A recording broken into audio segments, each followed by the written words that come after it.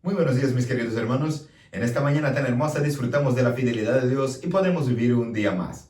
Y al vivir un día más buscamos vivir con excelencia y no hay otra forma de vivir con excelencia a no ser viviendo conforme a la palabra de Dios. La palabra de Dios es más que nuestra brújula, es que la que nos guía el camino, pero no el camino hacia el norte o hacia el sur, sino el camino hacia la vida eterna. El ser humano ha pecado y el pecado nos apartó de Dios. Y todos nosotros, en semejanza también a Adán, hemos nacido ya bajo el yugo del pecado y hemos nacido ya con esta condenación.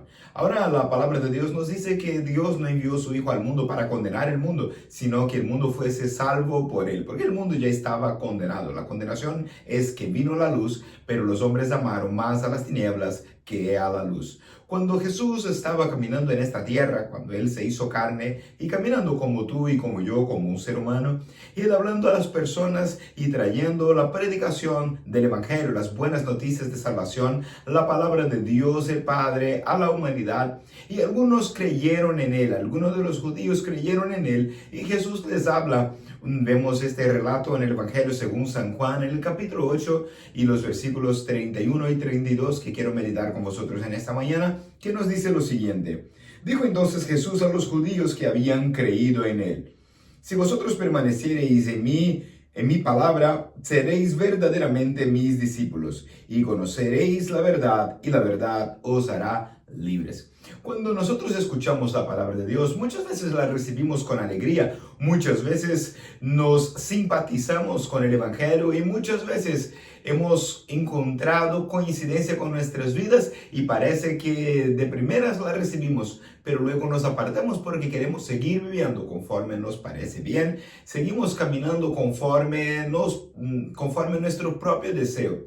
Y muchas veces no nos damos cuenta de que conforme nuestra mente corrompida estamos apartados de Dios. Ahora, cuando recibimos la palabra de Dios es necesario que permanezcamos en ella. Y el permanecer no se trata de un día, no se trata de una semana, no se trata de un año, no se trata de parte de nuestras vidas, se trata de toda nuestra vida. El Evangelio es una renuncia constante, es dejar de un lado aquello que nos parece bien para aferrarnos a aquello que de verdad es bueno.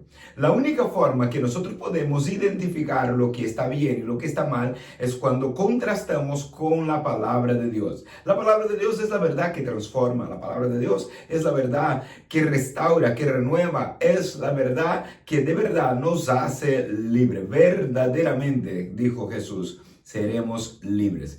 No solamente de una esclavitud humana, sino de una esclavitud espiritual, viviendo como vivíamos en otro tiempo para la práctica del pecado, y hoy vivimos una vida que agrada a Dios o debemos vivirla. Que la palabra de Dios traiga luz a nuestro interior en este día y que podamos disfrutar así de su misericordia y de su gracia que ha sido derramada por nosotros en la cruz del Calvario. Oremos juntos al Señor. Padre, nos acercamos a tu presencia y te damos gracias, Señor, por la vida. Te damos gracias por la vida eterna. Te damos gracias porque Jesús vino a pagar el precio que nos correspondía. Te damos gracias, Señor, por abrir nuestros ojos y ver la verdad y poder decidir en qué queremos creer, Señor. Yo quiero creer a tu palabra cada día. Yo quiero aferrarme a ella cada día. Ayúdame, Señor, a ser libre de toda prisión espiritual, sea del yugo del pecado, sea del yugo de la religión. Yo quiero acercarme a ti, Señor, y conocerte como el Dios de relación, el Dios Padre que habla con sus hijos y nos ayuda a acercarnos a cada día a ti. Esa es mi oración, Señor, sobre mi vida y sobre cada uno de mis hermanos que me acompañan en esta hora. En el nombre de Jesús, oro, Señor, oramos agradecidos. Amén y amén. Queridos amigos y hermanos, que el Señor los bendiga con un día de paz, de victoria, en el nombre de Cristo Jesús.